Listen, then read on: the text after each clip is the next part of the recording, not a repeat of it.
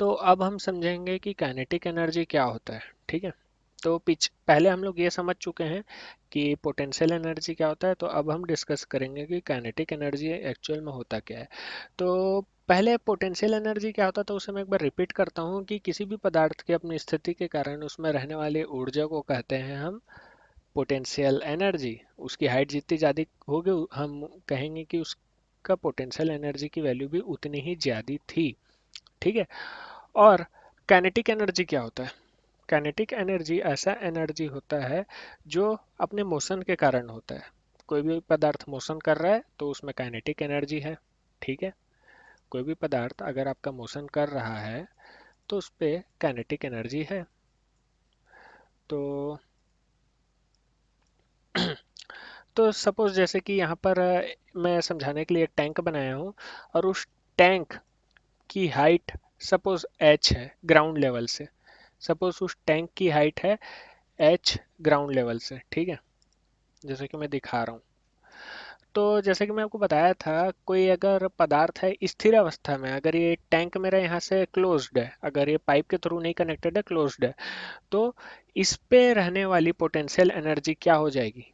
इस टैंक पे रहने वाली पोटेंशियल एनर्जी क्या हो जाएगी मेरी? इस टैंक पे रहने वाली पोटेंशियल एनर्जी की वैल्यू होगी mgh।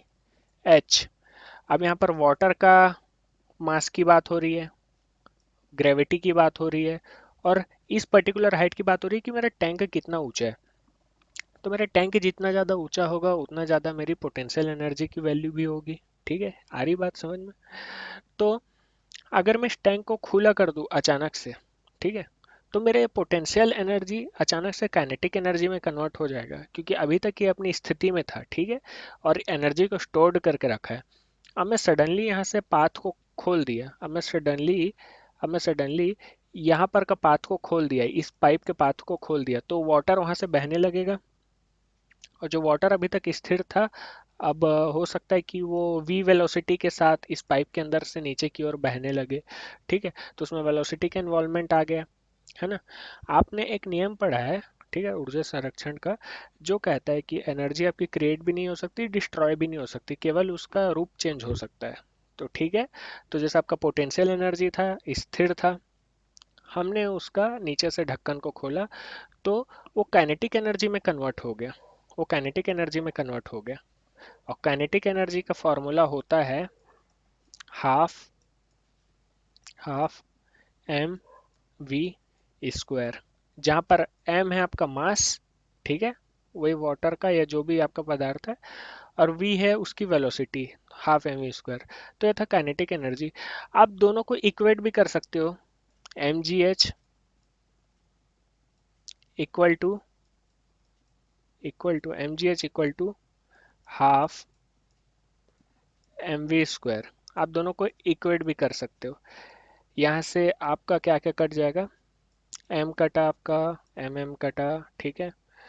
और यहाँ से हमारी वेलोसिटी की वैल्यू निकलेगी, क्या निकल जाएगी?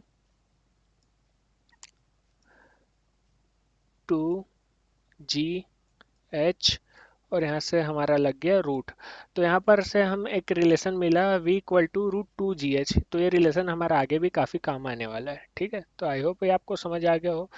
और यहाँ पर हम ये दोनों को इक्वेट इसलिए किए क्योंकि दोनों तो आखिर एनर्जीज है ना।